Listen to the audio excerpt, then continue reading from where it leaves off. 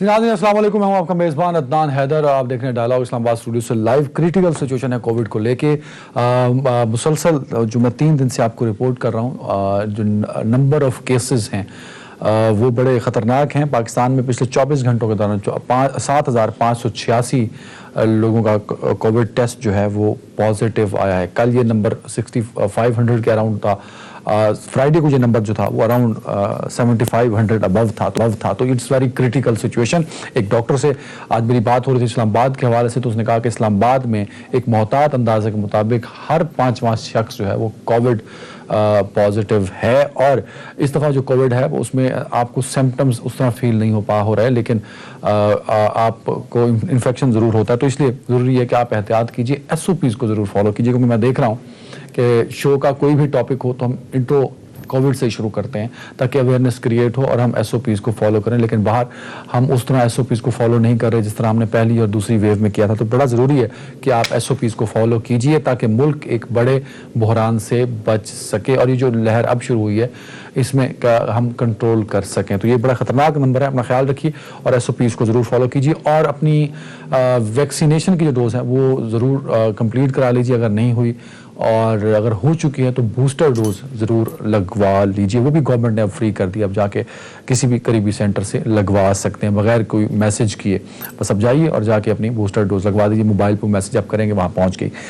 بات کریں گے، ہمارے ساتھ موجود ہیں سینئر ہیں، ہمارے بڑے اچھے دوست بھی ہیں، پاکستان تحریک انصاف کو کافی عرصہ سرو بھی کیا، اور اب میں اس لیے کہہ رہا ہوں گردان ماضی کی استعمال کر رہا ہوں کہ شاید ان کی رکنیت جو ہے پاکستان تحریک انصاف نے معطل کر دی ہے۔ میرے ساتھ ہیں سابق سیکرٹری، مرکزی سیکرٹری اطلاعات جناب احمد جواد صاحب۔ احمد بھائی بہت شکریہ وقت دینے کے لیے۔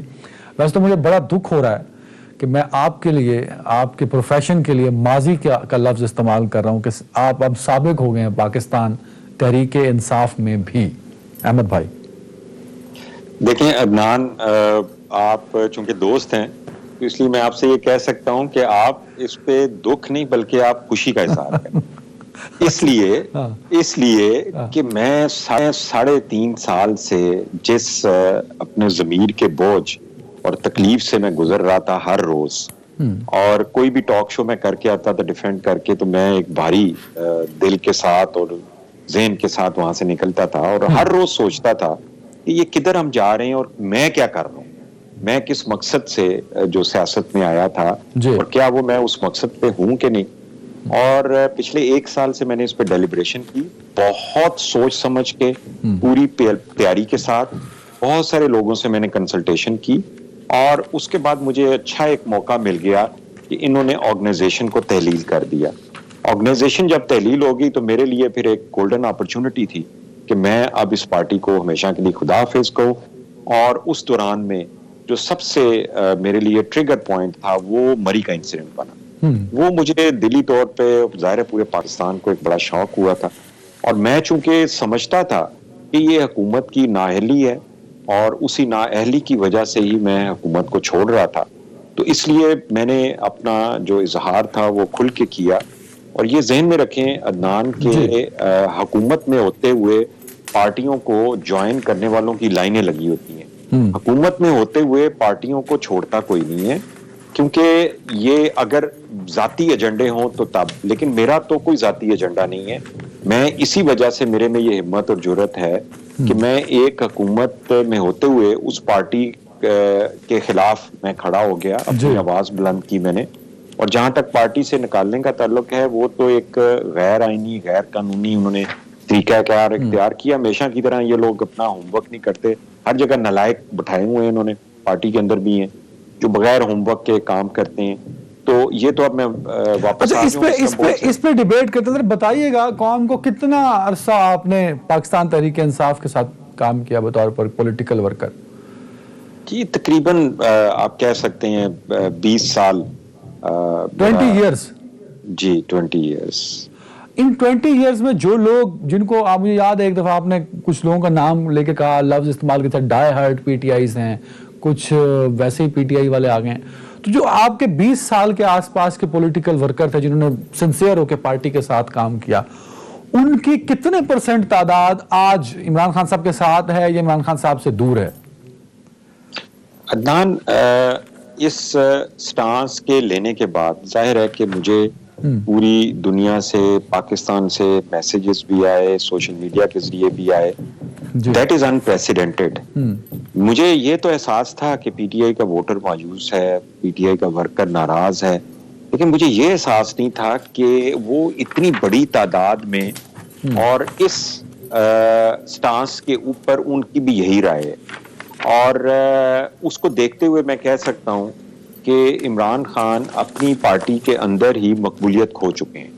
اب اگر ان کی مقبولیت ہے تو اس کی وجہ ان کا صرف اقتدار میں ہونا ہے، کیونکہ ظاہر ہے کہ بہت سارے لوگ نوکریوں پہ لگے ہوئے ہیں، بہت سارے لوگ نوکریوں کی امید پہ بیٹھے ہوئے ہیں، اور بہت سارے لوگ اس خوف میں ہیں کہ ایک برسر اقتدار پارٹی کے خلاف بولنے سے پتہ نہیں شاید ہم کوئی آئی تھنک احمد بھائی آپ آج کل بہت بزی ہیں، کیونکہ میڈیا بہت آپ کو ان کانٹیکٹ میں ہے، اور آپ اس ریزائن کے بعد جو ہے پارٹی کی رکنیت کے معطل کے بعد کافی لوگ کانٹیکٹ میں، تو آپ نے شاید ٹی وی نہیں دیکھا.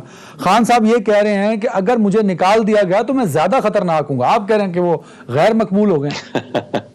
اچھا، میں اب خان صاحب کی جو ہے نا اب اسیسمنٹ غلط ہونے والی ہے. اچھا، کیونکہ ان کو اندازہ ہی نہیں ہوا.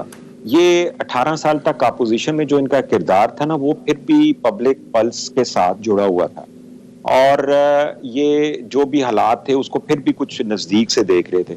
اب جب سے یہ 3.5 سال میں حکومت میں گئے، انہیں پبلک پلس کا نہیں پتا، انہیں پبلک سینٹیمنٹ کا نہیں پتا، انہیں گراؤنڈ ریالٹیز کا نہیں پتا.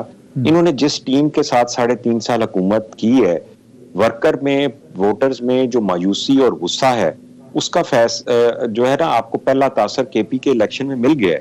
8.5 سال آپ حکومت کریں، فیڈرل میں آپ کی حکومت ہو، صوبائی حکومت بھی آپ کی ہو، اور آپ بلدیاتی الیکشن ایک ایسی جماعت سے ہار جائیں جس کا مستقبل، سیاسی مستقبل آپ نے زیرو کر دیا تھا آپ کے کہنے کے مطابق، اور وہ آپ سے جیت جائے، اس سے بڑا اور ثبوت کیا ہو سکتا ہے؟ سر یہ عمران خان صاحب کی ٹیم میں وہ کون لوگ ہیں جو آپ کو لگتا ہے کہ جنہوں نے ہائی جیک کیا ہوا خان صاحب کو؟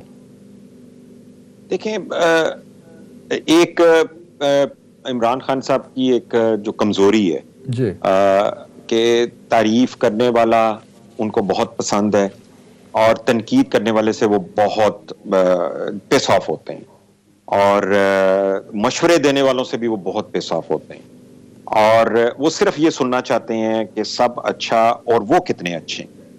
اور اس کام میں آپ کو پتا ہے کہ جب بھی حکومت میں کوئی حکمران آتا ہے تو مختلف کوریڈور سے، لیکن وہ سارے الٹیمیٹلی ایک ہی جگہ سے وہ گزر کے، تو وہ ایک سرکل ہوتا ہے جو عمران خان کے ارد یا کسی بھی حکمران کے ارد گرد بن جاتا ہے، اور وہ پھر کاربن مونوکسائڈ کی طرح حکمران کو سلا دیتے ہیں. اور جب تک کہ اس حکمران کی، میں طبعی موت کی بات نہیں کر رہا، سیاسی موت نہیں ہو جاتی، جب تک اس حکمران کی، وہ کاربن مونوکسائڈ اس کو دیتے رہتے ہیں خوشامد کی شکل. اور اس وجہ سے چلو سر، آپ سے کافی لوگوں نے سوال پوچھا، آپ نے کہا جی میں بعد میں نام بتاؤں گا، کوئی سب سے بڑے کاربن مونو آکسائڈ فیکٹر کا نام ہی بتا دیں. دیکھیں، source of carbon mono oxide. دیکھیں، آپ کے سامنے شہباز گل ہیں، فواد چودھری صاحب ہیں، اس کے بعد فواد چودھری صاحب تو سر الیکٹڈ بندے ہیں نا سر. ہاں، مراد سعید بھی الیکٹڈ ہے، اسی طرح سے حماد اظہر بھی الیکٹڈ ہے، اور باقی ظاہر ہے بیوروکریسی میں جو ان کے ساتھ بہت کلوزلی نیٹ ورکڈ ہیں، وہ اس کاربن مونوکسائڈ کا میرا خیال ہے کہ سب سے بڑا ذخیرہ ہے، جو کہ آہستہ آہستہ جسے کہتے ہیں سلو پوائزننگ کر کے. تو آپ کو یہ تو پتہ ہے نا کہ دیکھیں جو بھی سلیکشن ہوتی ہے پرائم منسٹر کی، جو اس کو آپ اس طرح سے دیکھ لیں کہ آپ اپنے گھر کے باہر ایک چوکیدار کو دروازے پہ کھڑا کرتے ہیں، اور وہ چوکیدار اگر کرپٹ ہو، اور وہ پھر گیٹ کے اندر تو سارے کرپٹ لوگ ہی لے کے آئے گا نا ملانے کے لیے، ہر ایک کی تعریفیں کرے گا اور ملائے گا. تو آپ کا جو چوکیدار ہوتا ہے نا، جو ڈور کیپر ہوتا ہے آپ کا، وہ ٹھیک ہونا چاہیے. اگر آپ کا وہ بندہ ٹھیک نہیں ہے نا، تو آپ کے پاس صحیح لوگ پہنچ نہیں سکیں گے، کوئی بھی اچھا آدمی نہیں پہنچ سکے گا. مجھے جن لوگوں کے آپ نے نام لیے ہیں، ان میں سے تو کچھ لوگ آپ کے بڑے کلوز رہے ہیں 2-3 سال، تو ہم خود دیکھتے رہے ہیں، they are very close to you. کچھ لوگ تو یہ بھی کہتے ہیں کہ شہباز گل کو صوبے سے نکالا تھا تو پرائم منسٹر کا رستہ دکھانے والوں میں احمد جواد بھی شامل ہے. دیکھیں، جب تک میں پارٹی میں تھا، میں تو ہر پارٹی کا سیاسی لیڈر ہو، اور میرا اللہ کا شکر ہے کہ پارٹی کی سینئر لیڈرشپ جو ہے ان سب کے ساتھ، اس لیے کہ ہر ایک کو یہ پتا ہے کہ اس نے کبھی زندگی میں کوئی سفارش کے لیے نہیں آنا، اس نے کبھی کوئی اپنے ذاتی کام کے لیے نہیں آنا، اس کو کوئی پیسے کی ضرورت نہیں ہے، اس کو کوئی خواہش نہیں ہے. تو آپ ظاہر ہے جب آپ اس طرح ہوں تو آپ کی عزت ویسی بن جاتی ہے. تو اس لیے میں نے عزت بڑی کمائی ہے، ابھی بھی ہے. ابھی بھی پی ٹی آئی کی لیڈرشپ سے مجھے کالیں آتی ہیں، کئی کہتے ہیں کہ میں تو پرائم منسٹر سے بات کروں گا، اور میں نے ان کے ہاتھ جوڑے ہیں. میں نے انہیں کہا کہ آپ میرے اچھے دوست ہیں، خدا کے لیے آپ نے میرے بارے میں خان صاحب سے ایک لفظ تعریف کا نہیں کہنا، اس لیے کیونکہ مجھے پتا ہے کہ اس کے بعد آپ بلیک لسٹ ہو جائیں گے اور میں آپ کو نقصان نہیں پہنچانا چاہتا. تو اس لیے آپ بس اپنا کام شہباز جاری گل والی رکھیں. بات بائی پاس کر گئے آپ ویسے. دیکھیں شہباز گل اور فیصل جاوید، مائی سیلف، ہم کوئی 5-6 لوگ تھے. ہماری ایک میڈیا کمیٹی بنائی گئی تھی، اس میں کچھ ٹی وی چینلز تھے، ان کے میڈیا ہیڈز بھی تھے، اور ہم نے بڑا سنسیئرلی اس میں کام کیا. شہباز گل صاحب میرے گھر میں زیادہ تر میٹنگز ہوتی تھی، پھر پرائم منسٹر کو ہم جا کے بریفنگز دیتے تھے. پھر میں نے تو باقاعدہ آرگنائزیشن سٹرکچرز اور انفارمیشن سائیکل ہر لحاظ سے وہ چیزیں بنا کے شہباز گل کو خود یہ گیسٹ ہاؤس میں ٹھہرے ہوئے، آئی تھنک پنجاب ہاؤس میں ٹھہرے ہوئے تھے. سو آئی وینٹ مائی سیلف اور ان کو میں نے ہینڈ اوور کی. لیکن وہ ہینڈ اوور جب میں کرنے گیا تھا اس وقت تک مجھے اندازہ ہو چکا ہوا تھا کہ ہونا کچھ نہیں ہے. تو میں نے ان کو دیتے ہوئے بھی کہا تھا، میں کہ شہباز گل صاحب میں جسٹ اپنی I am fulfilling my duty. ایک کمیٹی بنائی تھی، میرے سے ان پٹ مانگی گئی تھی، یہ میں نے تیار کر کے یہ اس کی رکھیں کاپی. دوسری کاپی میں نے اسد عمر کو بھجوا دی تھی کیونکہ وہ اس کمیٹی کے ہیڈ تھے جس کو ہم نے سارا جا کے رپورٹ کرنا تھا. میں نے کہا جی میرا کام. اس کے بعد میں نے پیچھے مڑ کے نہیں دیکھا، اور اس کے بعد پھر اگلی خبر یہی آئی کہ شہباز گل صاحب جو ہے وہ ترقی کر چکے ہیں. اس ترقی کا ہم لوگ تیار تھے، ہمیں کوئی بھی سر دیکھیں نا، مطلب کسی حد تک میرا سورس مجھے ٹھیک بتا رہا ہے. تو یہ بتائیں کہ شہباز گل صاحب کو یہاں تک پہنچانے کے بعد آج آپ کو خوشی ہوتی ہے کہ دکھ ہوتا ہے؟ دیکھیں میں نے نہیں پہنچایا، وہ عمران خان کی سلیکشن ہے. دیکھیں مجھے ایک کمیٹی میں شامل کیا گیا اور مجھے بتایا، ہمیں کہا گیا کہ آپ اس کا کوئی کانسیپٹ بنائیں کہ ہم کیسے اپنی حکومت کی کارکردگی کو بہتر انداز میں پیش کریں، کس طریقے سے ہم اپوزیشن کی ویکنیسز کو ہائی لائٹ کریں. مجھے تو ایک انفارمیشن، ایک ایکسپرٹیز کا رول کہا گیا، میں نے وہ ادا کر دیا. میں نے ریٹن میں بھی وہ دیا، میں نے اسٹرکچر بھی بنائے، میں نے information cycle. What is future of Pakistan Tehreek Insaf in Pakistan سر؟ دیکھیں پاکستان تحریک انصاف اگر تو عمران خان نے ہی اس کو اگر لیڈ کیا تو پھر تو سمجھیں کہ تحریک انصاف کا کوئی مستقبل نہیں ہے. لیکن اگر تحریک انصاف کو اور کون لیڈ کرے سر؟ اور کون؟ عمران خان کو تحریک انصاف سے نکالتے ہیں، تحریک انصاف دھڑام سے گرتی ہے سر. There is no one.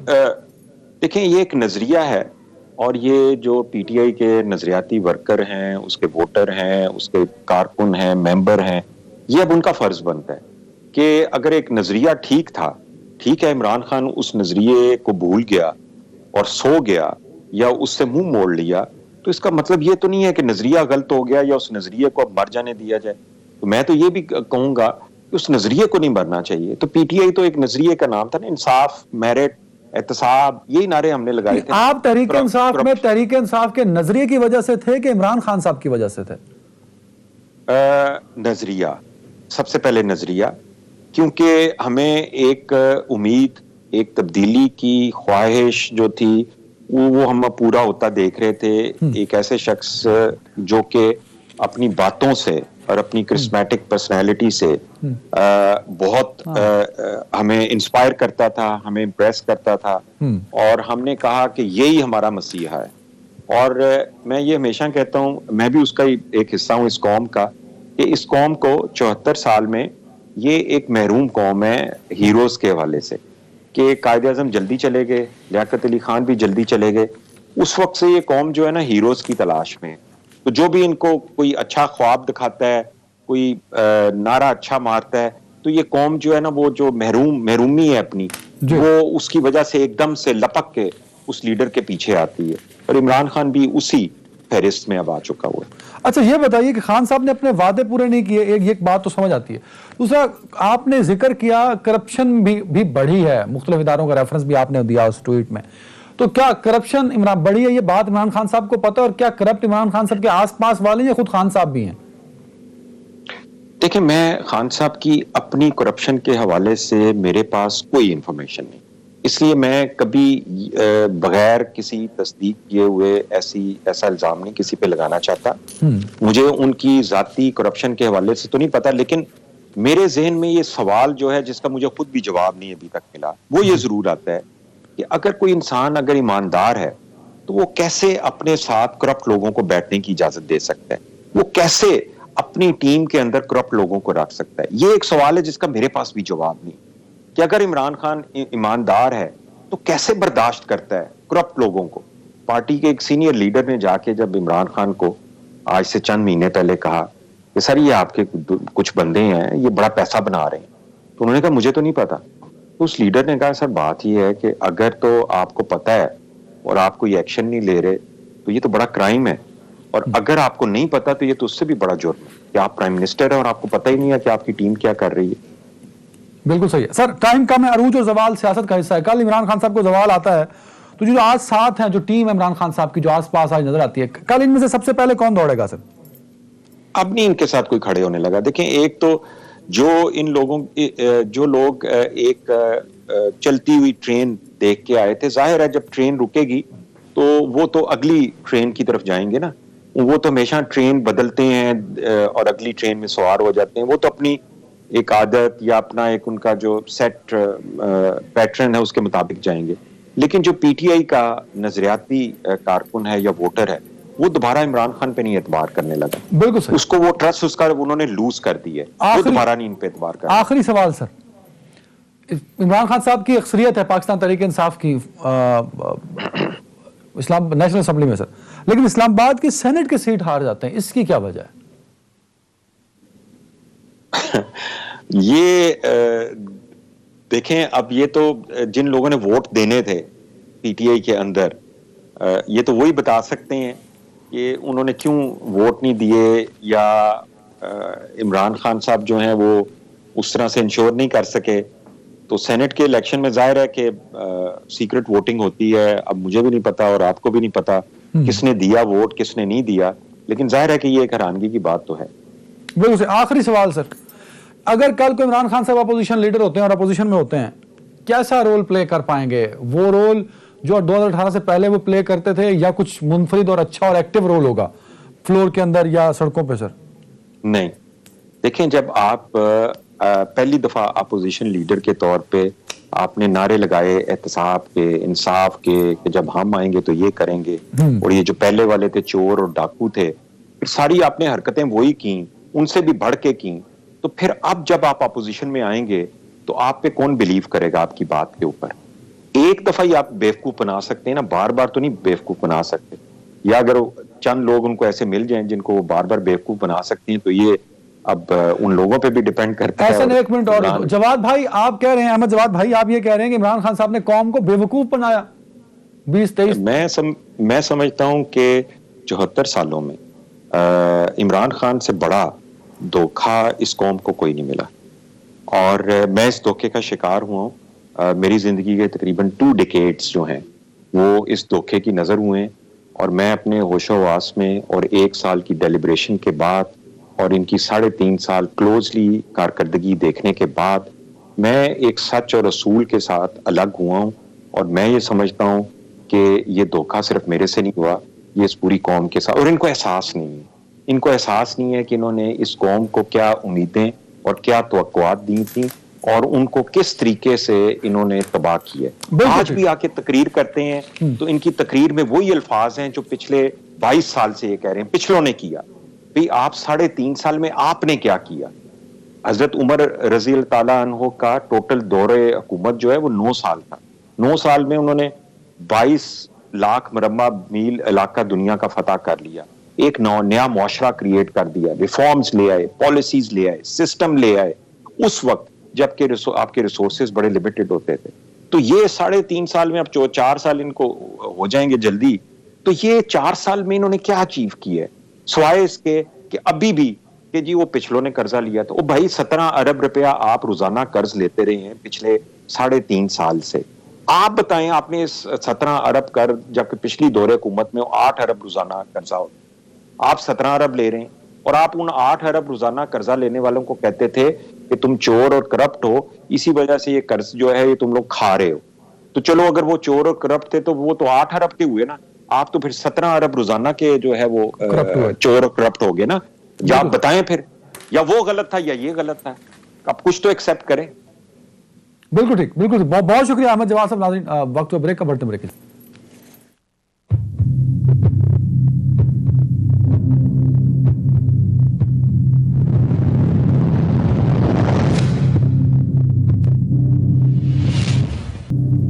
ناظرین ویلکم بیک. مجھے جوائن کیا سابق چیئرمین سینیٹ وسیم سجاد صاحب نے. وسیم صاحب بہت شکریہ سر وقت دینے کے لیے. سابق سیکرٹری الیکشن کمیشن کنور دلشاد صاحب میرے ساتھ ہیں. کنور صاحب بہت شکریہ وقت دینے کے لیے. ہم ذرا بات کرنی ہے جو ایک بار بار ایک آواز اٹھائی جاتی ہے صدارتی نظام کی, اور ملک میں جو جمہوری پارلیمانی نظام ہے جس میں وزیر اعظم از مور پاورفل, اس نظام کی تبدیلی کی باتیں بار بار سوشل میڈیا پر اور ٹی وی اسکرینس پر ڈسکس کی جاتی ہیں. یہ ایک حادثہ ہے یا اتفاق ہے یا باقاعدہ ایک کوئی پلان ہے جس کو ایگزیکیوٹ کرنے کے بارے میں کہا جا رہا ہے, اس کی کیا سیاریاں کی جا رہی ہیں, اس میں کس حد تک صداقت ہے, اور کتنا کیا لیگلی کیا چیزیں چاہیے اس نظام کو, صدارتی نظام کو اس ملک میں لانے کے لیے, اور کیا صدارتی نظام ایک غیر جمہوری نظام ہے. ذرا اس پہ بھی ہم بات کریں گے, اور ساتھ ہی بات کریں گے الیکشن ریفارمز کے حوالے سے کہ ای وی ایم اگر آ جاتی ہے اور کیا 2023 کا الیکشن ای وی ایم پہ ہو بھی سکے گا کہ نہیں. بہت بڑا چیلنج ہے پاکستان کے الیکشن کمیشن کے لیے. دونوں معزز مہمانوں کا بہت شکریہ. میں وسیم سجاد صاحب آپ سے شروع کرنا چاہوں گا, لیکن سر ٹاپک پہ آنے سے پہلے آج پرائم منسٹر عمران خان صاحب نے عوام سے ٹیلی فونک عوام کے سوالوں کے جواب دیے, لیکن لوگوں کا کہنا یہ ہے کہ عوام نے جن مسائل کو ہائی لائٹ کیا, جو سوال عوام نے پوچھے اور جو مسئلے انہوں نے پرائم منسٹر کے سامنے رکھے, پرائم منسٹر نے ان مسائل پر بات کرنے کی بجائے اپوزیشن پر تنقید کی, اور پھر وہی پرانی گردان جو وہ سناتے ہیں سب کو, وہ دوبارہ سے انہوں نے سنا دی. تو عوام کے مسائل کہیں سر پیچھے ہٹ کر آ گئے. تو لوگ کہتے ہیں کہ جس مقصد کے لیے آج پرائم منسٹر نے ایک سیشن رکھا تھا عوام کے ساتھ, وہ مقصد پورا نہیں ہو سکا. عمران خان صاحب اپنی تقریر کر کے چلتے بنے سر. جی واقعی جی, اس وقت جو عوام کے مسائل ہیں, میرا خیال میں ان پہ توجہ دینے کی ضرورت ہے جی. اور جو مسائل ہیں بنیادی طور پہ وہ مہنگائی سے متعلق ہیں, بے روزگاری سے متعلق ہیں, اور لا اینڈ آرڈر سے متعلق ہیں. جہاں تک مہنگائی کا تعلق ہے, اگر آپ دیکھیں تو پیٹرول کی قیمتیں, گیس کی قیمتیں, بجلی کی قیمتیں اور کھانے پینے کی چیزیں, یہ اب آسمان سے باتیں کر رہی ہیں ان کی قیمتیں, اور ایک غریب آدمی کے لیے تو تقریباً ناممکن ہو گیا ہے کہ ایک عزت سے اپنی زندگی گزار سکے. تو آپ سوچیں کہ ایک شخص جس کی تنخواہ کوئی 30,000 ہے یا 40,000 ہے, اس نے گھر کا روزمرہ کا جو اخراجات ہیں وہ بھی پورے کرنے ہیں, فیس بھی دینی ہے بچوں کی, کرایہ بھی دینا ہے, بجلی کا اور گیس کا بل بھی ادا کرنا, تو وہ کس طرح کرے گا؟ تو میرے خیال میں حکومت کو ان کی طرف توجہ دینی چاہیے, کیونکہ بہت پریشانی ہے لوگوں میں یہ خاصی. لیکن وسیم صاحب یہ جو روش ہے پرائم منسٹر صاحب موجودہ حکومت کی کہ ان سے مہنگائی کے بارے میں بات کر لو, عوامی مسائل کی بات کر لو, یہ ہر چیز کا ملبہ پچھلی حکومتوں پہ ڈال دیتے ہیں. خان صاحب سے آج بھی مہنگائی پہ جب بھی سوال ہوا, جو آج انہوں نے سیشن کیا عوام کے ساتھ, اس میں بھی انہوں نے مہنگائی کا جواب دیا کہ نواز شریف صاحب چور تھے, شہباز شریف صاحب چور ہیں, یہ دونوں مجرم ہیں, ملک کو لوٹ کے. تو ایک ہی جواب ہے ہر سوال کا ان کے پاس. جی میرے خیال میں مناسب یہی ہے کہ یہ جو مہنگائی ہے, میرے خیال میں 3 سال 4 سال پہلے جو حکومتیں تھیں جو کر گئیں, اب تو موجودہ حکومت کی ذمہ داری ہے کہ مہنگائی کے مسئلے کو, بے روزگاری کے مسئلے کو, اس کو حل کرنے کی کوشش کرے اور کوئی عوام کو ریلیف ملے. تو میرے خیال میں اس کی طرف توجہ دینے کی ضرورت ہے. بالکل صحیح. وسیم صاحب یہ جو بار بار بات کی جا رہی ہے ملک میں صدارتی نظام کی, سر یہ کس طرح ممکن ہے کہ نظام کو بدلا جائے, کیا لیگل ریکوائرمنٹس ہیں اس کی؟ یہ جی بدلنے کے لیے تو میرے خیال میں 2 چیزیں ضرورت ہوں گی. پہلی چیز تو یہ ہے کہ باقاعدہ مینڈیٹ ہونا چاہیے پارلیمنٹ کے پاس کہ ہم نے اس نظام کو بدلنا ہے, کیونکہ یہ جو پارلیمانی نظام ہے یہ ہمارے آئین کا ایک بیسک سٹرکچر, بنیادی جو ڈھانچہ ہے اس کا حصہ ہے. اس کو بدلنے کے لیے پہلے تو باقاعدہ یہ عوام کے سامنے یہ معاملہ ایک ایشو کے طور پہ ہونا چاہیے, اور پھر پارلیمنٹ میں 2/3 اکثریت سے نیشنل اسمبلی میں اور سینٹ میں بل پاس ہونا چاہیے. صرف اسی ذریعے سے ہو سکتا ہے. تو یہ ایک واحد طریقہ ہے جس طرح کے بدلا جا سکتا ہے. لیکن میرا خیال میں یہ بحث اس وقت مجھے لگتا ہے کہ بے معنی سی بحث ہے.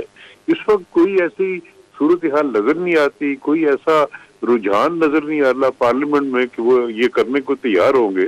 اور اگر دیکھا جائے دنیا میں تو پارلیمانی نظام بھی جہاں پہ ٹھیک چل رہا ہے وہاں پہ کامیاب ہے، اور صدارتی نظام بھی جہاں پہ چل رہا ہے وہاں پہ کامیاب ہے۔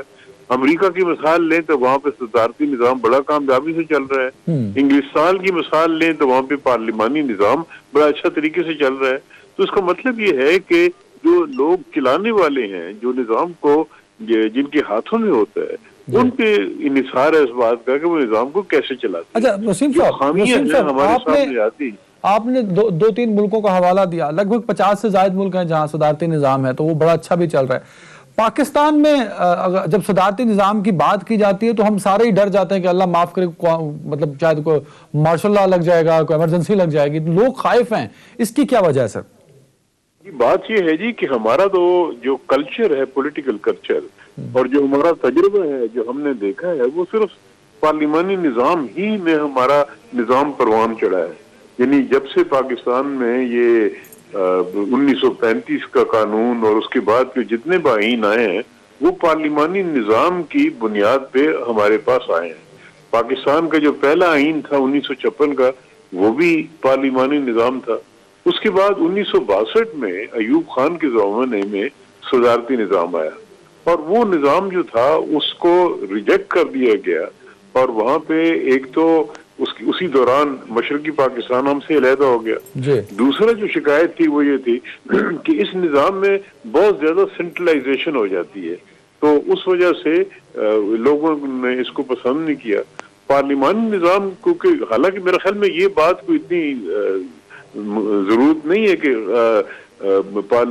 صدارتی نظام کو اس بنیاد پر ریجیکٹ کیا جائے، جس طرح کہ میں نے عرض کیا کہ جہاں پہ صحیح چل رہا ہے کئی ملکوں میں وہاں پہ کامیاب ہے، امریکہ ہے، ترکی ہے، کئی اور ممالک ہیں۔ تو لہذا دیکھنا یہ ہوتا ہے کہ ہمارے جو لوگ ہیں وہ کیا چاہتے ہیں۔ اچھا وسیم صاحب، ایک چیز ذرا کلیئر کر دیں، there is some confusion as well۔ جو صدارتی نظام ہے کیا وہ غیر پارلیمانی نظام ہوتا ہے سر؟ نظام وہ ہوتا ہے جہاں پہ ایگزیکٹو گورنمنٹ جو ہوتی ہے، پرائم منسٹر اور جو وزراء ہوتے ہیں وہ پارلیمنٹ سے لیے جاتے ہیں، اس کو ہم پارلیمانی نظام کہتے ہیں۔ صدارتی نظام وہ ہوتا ہے جہاں پہ صدر کو الیکٹ کیا جاتا ہے براہ راست لوگوں کی جانب سے، جس طرح امریکہ میں ہوتا ہے، اور پھر صدر کو اختیار دیا جاتا ہے کہ وہ جہاں سے مرضی اپنے وزراء کی سلیکشن کریں، جس کو مرضی یہ لے آئیں۔ دوسری جو فرق ہوتا ہے وہ یہ ہے کہ صدارتی نظام میں صدر کی پوزیشن زیادہ سیکیور ہوتی ہے۔ ایک دفعہ وہ الیکٹ ہو گیا، اس کو نکالنے کے لیے امپیچمنٹ کا ایک ذریعہ ہوتا ہے جو کہ عام طور پہ مشکل ہوتا ہے۔ پارلیمانی نظام میں جو وزراء ہیں، ایگزیکٹو گورنمنٹ ہوتی ہے، وہ پارلیمنٹ سے آتی ہے، اور وزیر اعظم کو نکالنے کے لیے no confidence motion national assembly میں کافی ہوتا ہے۔ تو اس میں جو ایگزیکٹو گورنمنٹ ہوتی ہے اس کا انحصار پارلیمنٹ کی میجورٹی بھی ہوتی ہے۔ تو فرق ہے ان میں، لیکن یہاں پہ کامیابی سے چل رہا ہے، میرا خیال انڈیا میں بھی کامیابی سے چل رہا ہے، وہاں پہ بھی کوئی دقت نہیں آئی۔ تو میرے خیال میں کوئی بھی نظام ہو، اس کو اگر چلایا ٹھیک جائے، اس کو ایمانداری سے چلایا جائے تو وہ ٹھیک چلے گا۔ بالکل ٹھیک۔ قمر دلشاد صاحب، آپ کو میری آواز کلیئر ہے سر؟ آ رہی ہے، بالکل آ رہی ہے۔ اچھا سر، ملک میں ایک بحث ہے صدارتی نظام کو لے کے، کیا صدارتی نظام واقعی اس ملک کی ضرورت، یا جو وسیم سجاد صاحب نے تو جو بات کہی، I agree with that point, یہ بے معنی سی بحث ہم نے شروع کر دی ہوئی ہے، but it is the debate these days.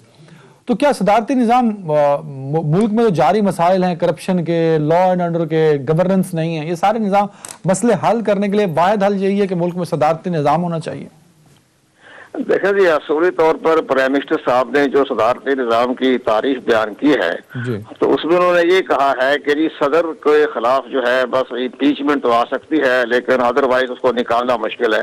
وہ تو جو موجودہ جو نان الیکٹڈ پرائم منسٹر ہیں، جو قومی صوبائی اسمبلیوں کے ذریعے الیکٹ ہوتے ہیں انڈائریکٹ طریقے سے، ان کے خلاف بھی امپیچمنٹ ہی ہو سکتی ہے، اور تو کوئی راستہ ہے نہیں پریزیڈنٹ کو نکالنے کا۔ بہرحال انہوں نے تھوڑا سا ابہام شدہ بات کر دی ہے، وہ صحیح طور پر پرائم منسٹر صاحب کو بھی صدارتی انتخاب اور پارلیمانی کا کوئی ڈیفینیشن کا یا اس کی گراؤنڈ ریالٹی کا علم نہیں ہے۔ دوسری سب سے بڑی اہم بات یہ ہے کہ پاکستان کا جو ڈھانچہ ہے، ہمارے ہاں تمام چینلوں پر، سوشل میڈیا پر طریقے سے صدارتی نظام کے بارے میں جو بحث چل رہی ہے، اس کے بارے میں سب سے بڑی اہم بات عدنان صاحب یہ ہے کہ جو آئین کا آرٹیکل 7 جو ہے اس میں لکھا ہے پاکستان کا نظام جو ہے وہ پارلیمنٹ کا سسٹم ہوگا. آپ یہ بتائیے وہ آئین کا ڈھانچہ ہے, تو آئین کے ڈھانچے کو آپ آئین کے آرٹیکل 7 کو کیسے ترمیم کر کے آپ تو جو ہے 2/3 میجارٹی کے ساتھ بھی وہ نہیں ہو سکتا, کیونکہ وہ آئین کا ڈھانچہ ہے. اور آئین کا ڈھانچہ جو ہوتا ہے اس کو موجودہ قومی اسمبلی یا پارلیمنٹ جو ہے, جو قانون ساز اسمبلی کہلاتے ہیں اس کو, یہ قانون ساز اسمبلی اس کو تبدیل نہیں کر سکتی. اور تبدیل کرنے کا طریقہ کار ہے جو انڈین سپریم کورٹ نے تو باقاعدہ اس پر ڈیفینیشن بھی دی ہے کہ اس بنیادی ڈھانچے کو تبدیل کرنے کے لیے ضروری ہے کہ آئین ساز اسمبلی کا انتخاب کیا جائے اور قوم سے ایک سوال پوچھا جائے اور اسی پورے ملک کے اندر دوبارہ آئین ساز اسمبلی اور وہ آئین ساز اسمبلی ڈھانچہ تبدیل کر سکتی ہے. یہ انڈین سپریم کورٹ کا ایک بہت بڑا اہم ججمنٹ آ چکی ہے. یہ آئین ساز اسمبلی ہے نا سر, پاکستان کی نیشنل اسمبلی از آلسو آئین ساز اسمبلی نا, اس میں کیا مسئلہ ہے؟ ساز اسمبلی ہے نا, جو قانون سازی آئین ساز اسمبلی تھی 73 جنہوں نے کانسٹیٹیوشن بنایا تھا. آپ کہہ رہے ہیں کہ موجودہ ہمارا پارلیمنٹ, نیشنل اسمبلی اور سینٹ قانون میں بیسک تبدیلی آئین میں بیسک تبدیلیاں نہیں کر سکتا, بیسک سٹرکچر کی تبدیلیاں نہیں ہو سکتی, جس میں لکھا ہوا ہے کہ پاکستان کا نظام جو ہے وہ پارلیمانی نظام ہوگا. تو یہ کانسٹیٹیوشن کی زبان ہے جو باقاعدہ جو میں آپ سے عرض کر رہا ہوں. اس کانسٹیٹیوشن کے ڈھانچے کو تبدیل کرنا جو ہے موجودہ قومی اسمبلی کے اختیارات میں نہیں ہے.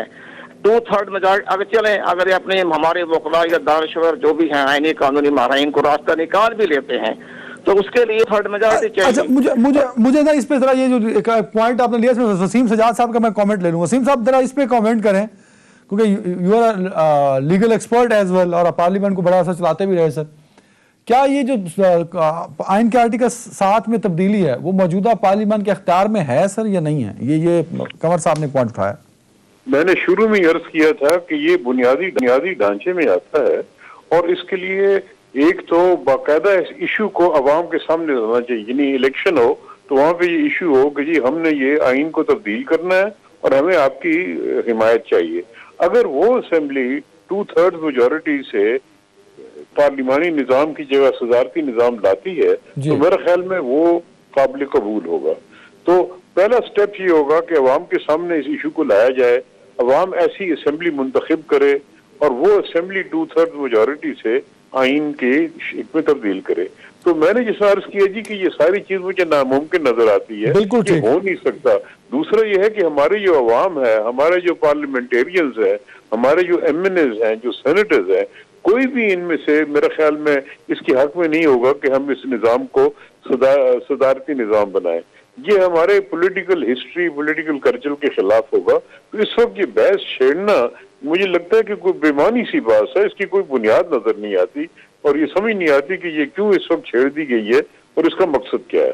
بالکل صحیح. اچھا سر یہ بتائیے گا وسیم سجاد صاحب کہ جو چیلنجز درپیش ہے عمران خان صاحب کو, خان صاحب بار بار یہ کہتے ہیں کہ ان کے اختیار میں نہیں ہے کہ ملک سے کرپشن کے خاتمے کے لیے وہ اتنے سٹرونگ اور طاقتور نہیں ہے جتنا ہونا چاہیے, گورننس سٹرونگ کرنی ہو, احتساب کرنی ہو, تو وہ پاور لیس ہیں. یہ جو ان کا اعتراض ہے یہ کیسے ختم ہو سکتا ہے؟ کیا موجودہ پرائم منسٹر واقعی ان کے پاس اتنے اختیارات نہیں ہیں کہ وہ ملک میں احتساب کر سکیں, کرپشن کا خاتمہ کر سکیں؟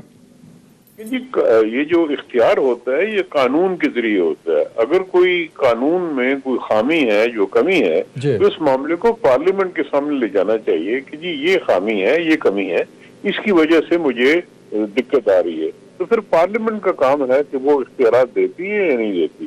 تو یہ کسی شخص کو اختیارات نہیں ہوتے, یہ اختیارات جو ہوتے ہیں اداروں کو دیے جاتے ہیں اور اس کے لیے پارلیمنٹ میں باقاعدہ ایک تجویز جانی چاہیے کہ جی کرپشن کو خاتمے کے لیے یہ مشکلات ہیں, یہ دقتیں ہیں اور اس کے لیے ہمیں یہ کرنا ہے. تو وہ تجویز اگر آئے گی تو پھر پارلیمنٹ فیصلہ کرے گی. بالکل صحیح. قمر دلشاد صاحب ذرا کنکلوڈ کر دیجئے سر اس بات کو. بڑا کلیئرلی وسیم سجاد صاحب نے بھی ہائی لائٹ کر دیا, آپ نے پوائنٹ ہائی لائٹ کیا. دوبارہ سے انڈورسمنٹ میں نے اس لیے لی کہ تاکہ عوام کو سکے کہ جس بحث میں ہم پچھلے کو 2 مہینے سے پڑے ہوئے ہیں یہ ایک بےمانی سی بحث اور اس کا کوئی نتیجہ نہیں نکلے گا. لیکن سر یہ بتائیے کہ صدارتی نظام پر یہ ڈیبیٹ کروا کون رہا ہے اور اس کے پیچھے وجہ کیا ہے؟ یہ کیا ہو سکتی ہے سر قمر صاحب؟ اصولی طور پہ میں محترم وسیم سجاد صاحب کا مشکور ہوں کہ انہوں نے میرے پوائنٹ آف ویو کو آگے بڑھایا. تو میرا پوائنٹ آف ویو یہی ہے کہ موجودہ قانون ساز اسمبلی کے پاس یہ اختیارات نہیں ہیں کہ آئین کا آرٹیکل 7 جو بنیادی ڈھانچہ ہے جس میں لکھا ہوا ہے کہ پاکستان کا نظام پارلیمانی سسٹم ہوگا، اس کو تبدیل کرنے کی اس موجودہ قانون اور سماعت اسمبلی کو اختیارات نہیں ہیں۔ وہی جو بات میں نے کہی وسیم سجاد صاحب فرما رہے ہیں، اس کے لیے قوم سے نئی آئین ساز اسمبلی کا انتخاب کرنا پڑے گا، اور وہ نئی جو قانون سازی آئے گی وہ ایک ایجنڈے پر انتخاب ہوگا کہ ہم نے ملک کا صدارتی اور پارلیمانی نظام میں سے ایک کو اپنانا ہے، اس پر عوام ووٹ دے گی، وہ آئین ساز اسمبلی کی تشکیل دی جائے گی۔ پھر آئین ساز اسمبلی جو ہے تو پھر وہ 2/3 میجارٹی سے جو ہے پارلیمانی نظام سے صدارتی نظام لا سکتی ہے۔ سر گاٹ دا پوائنٹ، تو یہ ڈیبیٹ چھیڑی کیوں جا رہی ہے جب ہے ہی ناممکن؟ جب تک کوئی ڈکٹیٹر نہ ہو تو یہ کر ہی نہیں سکتا نا، تو یہ کیوں چھیڑ رہے ہیں ڈیبیٹ؟ ہم کیوں اس پہ بات کر رہے ہیں؟ یہ محض عوام کی توجہ ہٹانے کے لیے مسئلہ ہے۔ کبھی ایمرجنسی کا نام لیتے ہیں، کبھی کہتے ہیں جی ملک کے اندر ایمرجنسی لگانا چاہتے ہیں۔ ایمرجنسی لگانے کے بھی اختیارات نہیں ہیں۔ اس کے لیے آئین کا آرٹیکل 232، 233، 234 میں مکمل ڈیفینیشن دی گئی ہے کہ آئین ایمرجنسی لگانے کا کیا طریقہ کار ہے۔ ایک تیسرا ہوتا ہے ریفرینڈم، کہ ہم ریفرینڈم کے ذریعے کروائیں گے۔ اس کا جو آئین کا آرٹیکل 48 ہے، اس کا سیکشن 16 ہے، اس میں صدر پاکستان جو ہے پرائم منسٹر کے ایڈوائس پر ریفرینڈم کروائے گا یس اور نو پر، ایک سوال صدارتی یا پارلیمانی، وہ بھی جوائنٹ سیشن، پارلیمنٹ کا جوائنٹ سیشن اجازت دے گا، منظوری دے گا، تب ریفرینڈم کی اجازت ملے گی۔ تو آئین ہمارا بڑا صاف ستھرا ہے، بڑا طاقتور آئین ہے۔ بالکل ٹھیک، بالکل ٹھیک، بہت شکریہ قمر دلشاد صاحب اور وسیم سجاد صاحب۔ ناظرین، یہ ایک اصل سی بحث ہے جو پچھلے کچھ دنوں سے جاری ہو ساری ہے، اور ایسا موجودہ نا اسمبلی کے پاس اختیار ہے اور نہ ہی قانون اس کی اجازت دیتا ہے۔ نظام جو بھی ہو اب آپ کی اور میری اور عوام کی اور قوم کی اور اس ملک کی بہتری کے لیے کام کرے، اور اس کے لیے شاید ہم سب کو مل کے کام کرنا ہوگا۔ اپنا خیال رکھیے گا، اللہ حافظ۔